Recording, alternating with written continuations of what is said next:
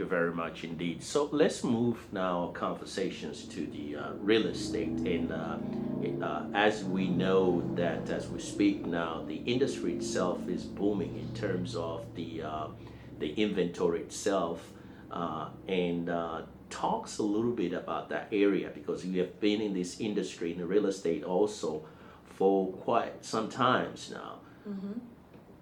Walk Sure. us through again in that Sure. area. So if I can chronologically have a discussion today about what I've done, I've spent 15 years in higher ed. Acquired my PhD in 2008, and then immediately following that, I went into teaching. And so since that time, I entered real estate in the year of 2013. So 9 years, I'm coming up on my ninth year in real estate, and wow, I really, really do enjoy real estate.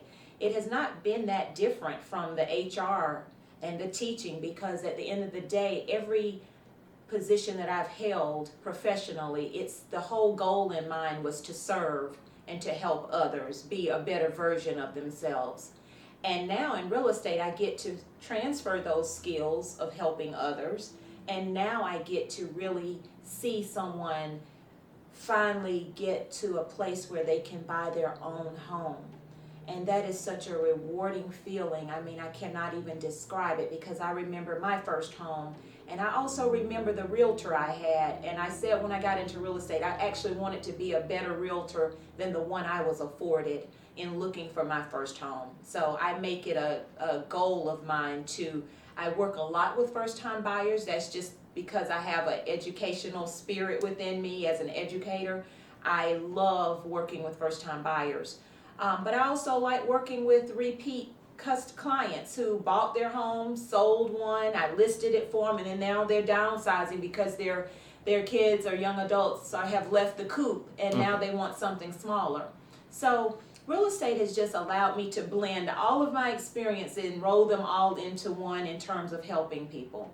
Blending, that's the key word now. HR or workforce development in the real estate, because you have to have a place to stay or to stay with your family.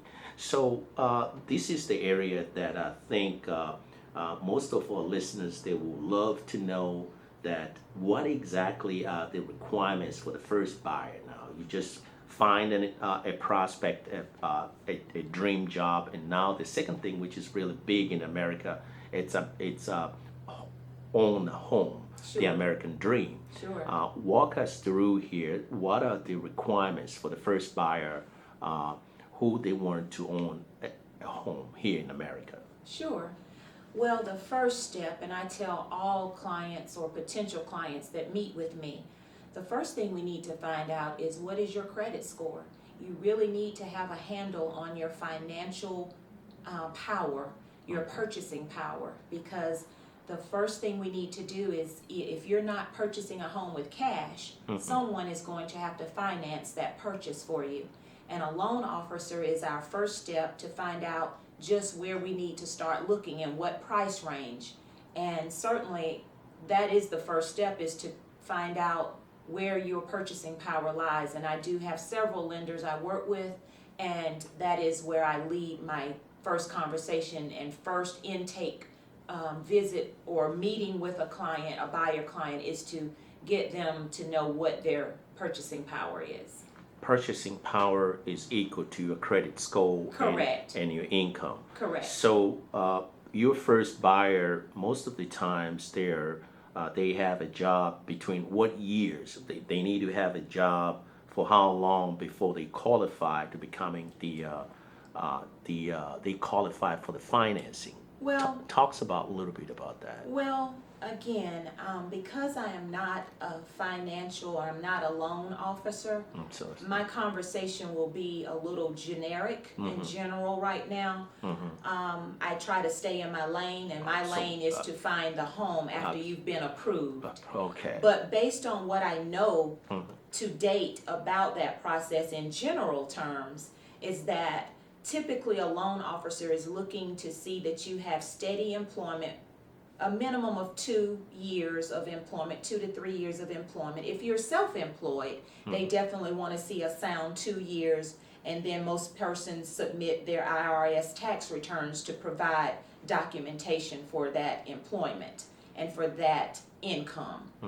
Once that's determined, they do run a credit check.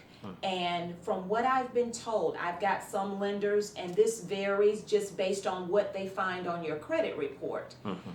Some persons I've seen as low as a 600 as a minimum credit score, but I don't want to lock into any set number because that varies from lender to lender and based on what is on your credit report and your debt to income ratio as well as a factor.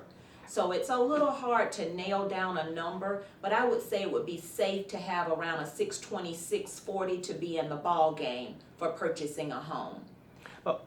I would also like to mention that I do have a lease purchase program that has been very, very successful with my clients. I put 10 families in homes last year, and I'm working on my 4th family right now, where you only need a 580 credit score and a total household income of $40,000 a year. It's a wonderful lease with right to purchase program. Wow.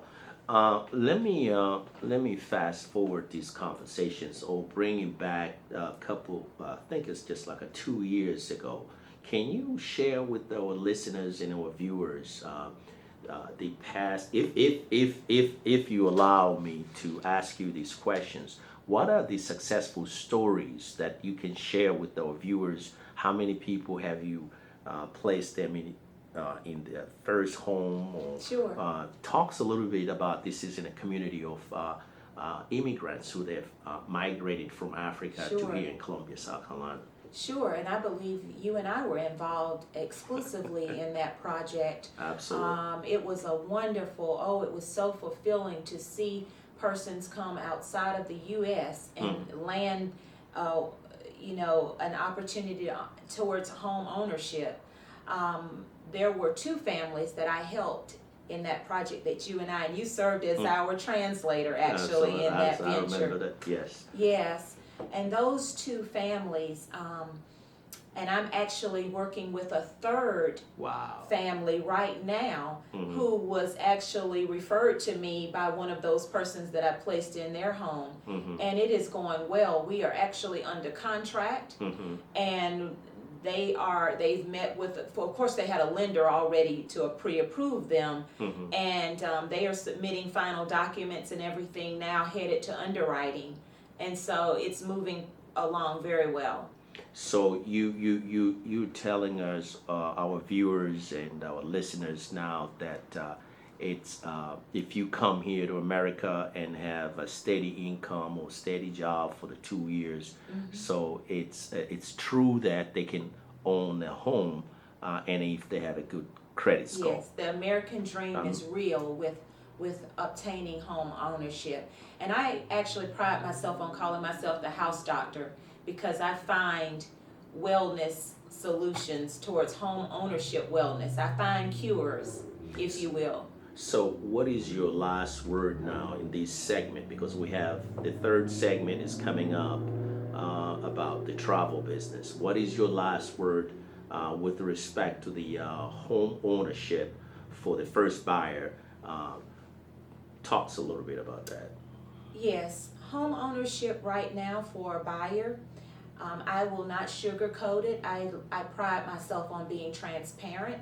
It's all over the news that it's a difficult market for buyers right now. I will be honest, I just put a client in the lease purchase program last week. We looked at 8 homes. We put in 8 offers before we landed this final home and the end to our journey of searching for a home in this lease purchase program. The reason being, there was nothing wrong with my client. There was nothing wrong with their credit. It's just that right now it's a seller's market and there's low inventory, meaning there are not a lot of homes on the market. So when a home becomes available, everyone that's been looking is putting an offer in on that one house. And so every offer that we put in, there were 20 other offers on that one house, and only one person can purchase that home. Wow. And so you can imagine it's a journey, but I I am patient. I like holding my client's hands through the process, and my client I can bring her on as a testimony on another segment because I encouraged her. I told her to stay the course, and after the 8th home that we did not get because of bidding wars right now, we finally did land a home through her patience and perseverance and listening to my guidance. Wow. Thank you very much for that hard work that you have been putting in our community, especially the immigrants community that they're coming from the DRC Congo.